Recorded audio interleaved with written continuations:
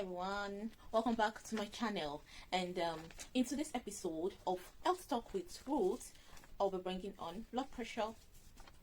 That is what we'll be talking about, and specifically I'll be talking about high blood pressure. I'm going to be emphasizing on high blood pressure. And presently, according to the Centers for Disease Control and Prevention, that's the CDC,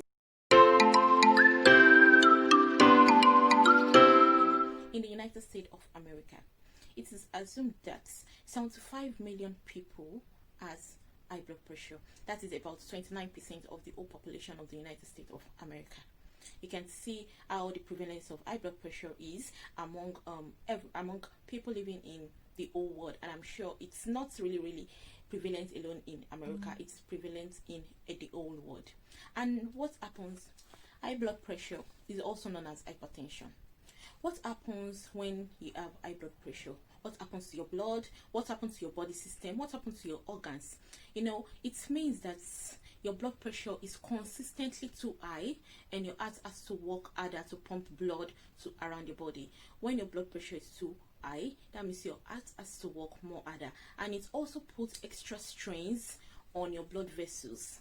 That is what high blood pressure does. It puts extra strains on your blood vessels, on your heart, and all other organs, which includes your brain, your kidneys, and your eyes.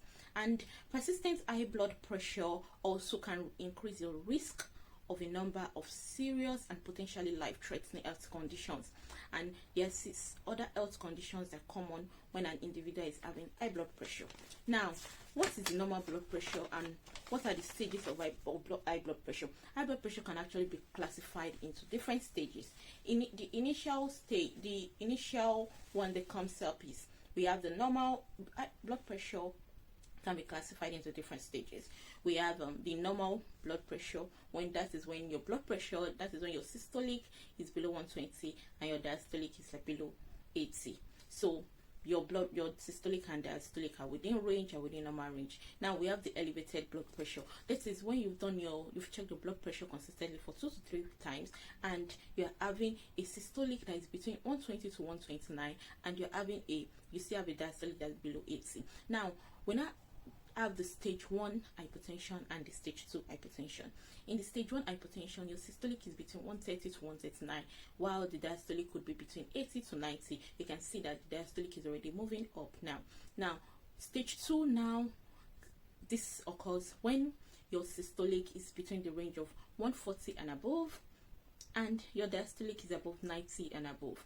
And this is when persistent blood pressure, and if this is not treated, it leads to hypertensive crisis. This is when the systolic now goes above 180 and the diastolic goes above 120. Now, what are the causes of high blood pressure, or what are the risk factors for high blood pressure?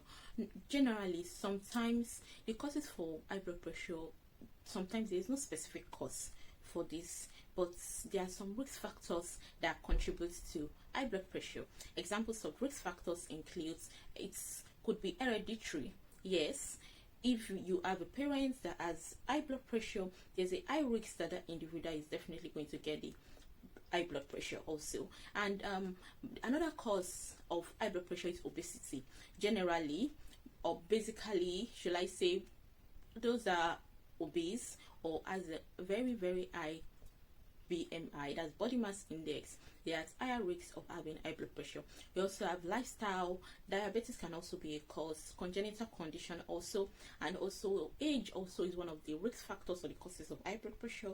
Then pregnancy. Some people, when they're pregnant, they have the tendency of having pregnancy-induced hypertension. And also we have sleep apnea. Some people, sleep apnea also can be one of the causes. Now, let's talk about the signs and symptoms. When an individual is having high blood pressure, there are some signs and symptoms this individual will start noticing sometimes, and this includes headache. When you start having persistent headache, this is the time you have to go ahead and check your blood pressure, because when you're having a type of headache that you've been using probably paracetamol over and over, and the headache has refused to go, this is the time you have to check your blood pressure. Now, some people come down with nausea and vomiting and dizziness, blood vision, nosebleeds sometimes can be signs and symptoms, heart palpitations, and breathlessness. these are some of the signs of of an individual having high blood pressure. And what are the side effects that high blood pressure might have? When an individual has been diagnosed with high blood pressure and is not taking his medication, or is not compliant with medication, is not compliant with his doctor's prescription, or is not compliant with his health interventions, there are some things that might happen to this person if this individual is not compliant with his medications and his doctor's advices. High blood pressure can cause a lot of things in a person's body, which includes heart failure, vision losses, stroke, and this is also called cerebrovascular accidents.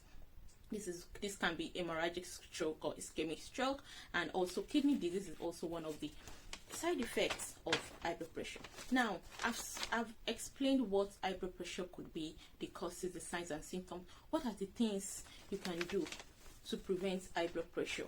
If you know you are in the risk group, or you're in the high risk group of having high blood pressure, there are some things you can actually do to prevent it from having high blood pressure. You know, according they say, prevention is actually better than cure, isn't it? Yeah, so I'm going to be talking about the prevention, how you can prevent it, and also some medications prescribed according to the doctors. Normally, treatment of high blood pressure, it depends on several factors, and it also depends on how high the blood pressure is. Now, for you to determine your blood pressure, you are actually supposed to go to a hospital or health center. This is a routine medical test that you should do almost every month. The normal medical advice is for you to check your blood pressure at least once every month. If you can check it more than that, that's also fine.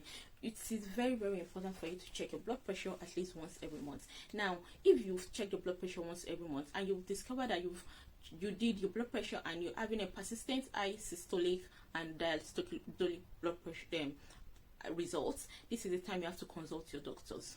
Now, there are some medications that are used for blood pressure. It depends on what your doctors recommend for you. For example, calcium channel blockers. Now, what does calcium channel blockers does? Calcium channel blockers, this medication helps your blood vessels, the vascular smooth muscles. It's causing the heart muscle to contract, and this medication helps the heart muscle to contract less forcefully. And when this happens, the arteries, your blood vessels widens, and the blood pressure goes down. This is one of the type of medication you could have. This is called calcium channel blockers. Then we have the thiazide diuretics. The thiazide diuretics, this helps the kidney to get rid of sodium and water. It thereby lowers blood volume, and when the blood volume is reduced, definitely the blood pressure reduces. Then we have the beta blockers. Beta blockers are medications that slows the heart rates and reduces the force of heartbeats also, and also helps to reduce blood pressure. We have also the renin inhibitors. Renin inhibitors, we know the kidney produces an enzyme which is called renin. It is produced by the kidney. Now, this renin helps, it narrows blood vessels and raises blood pressure.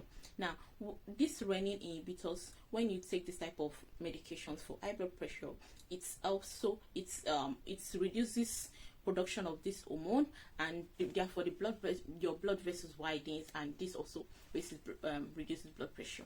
Now, depending on the type of medication that is prescribed for you, everyone has different medications, and this medication might have different side effects on individuals. So make sure you note the side effects. If you are prescribed this type of medication, note if you're having any side effects and consult your doctor so that your doctor can actually change this medication for you.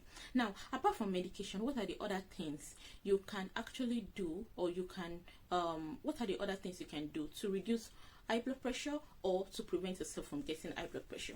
The other thing I'm going to talk about is diets. I'm going to talk about diets. I'm going to talk about lifestyle modification. Now, what do we say about diets? There is a diet called DASH. That's DASH. This diet is it means dietary approaches to stop hypertension. That is, there are some dietary approaches you can actually do to stop hypertension. And how do you do this? It's a type of diet in which it emphasizes on fruits, vegetables, whole grains and poultry fishes or poultry or fishes. You don't eat a lot of carbohydrate. You have to cut down on your carbohydrates, but you majorly eat vegetables and whole grains. This type of diet is very, very important. Also, plant vegetables or plants and vegetable based foods can also be used. You can also take more of that. Dietary also, you have to reduce your salt intake. If most of your food, you have high salt content in your food, you have to reduce your salt intake as much as possible, as much as you can. If possible, you have to take a low sodium diet. This will help you to reduce the sodium content in your body. Now, this DASH diet also, it emphasizes majorly on grains and fruits and vegetables. So as much as possible, you have to make sure vegetables is is included always in your meal. And also, I'm going to talk about lifestyle changes. Lifestyle changes is another good thing that you can use to reduce high blood pressure if you have been diagnosed of high blood pressure, or if you are in the risk of having high blood pressure. Lifestyle changes is very, very important. Now, what do? Stress has been known to be one of the causes of high blood pressure. Now, you have to reduce your stress as much as you can, because that is one of the lifestyle changes you can also do. If you are a non-smoker, you have to quit smoking as much as possible, reduction of alcohol intake, eating healthy food as much as possible. Like I mentioned above, we have the DASH diets, the dietary approach to stopping hypertension. Also, follow any treatment or recommendation from your doctor. Make sure you also go for your follow-up clinics as much as possible. And also, if you are obese, obesity has also been seen as one of the highest rates of high blood pressure. Obesity, try to lose your weight if you are obese, because this is one of the treatment, or can be one of the solution of reducing your blood pressure.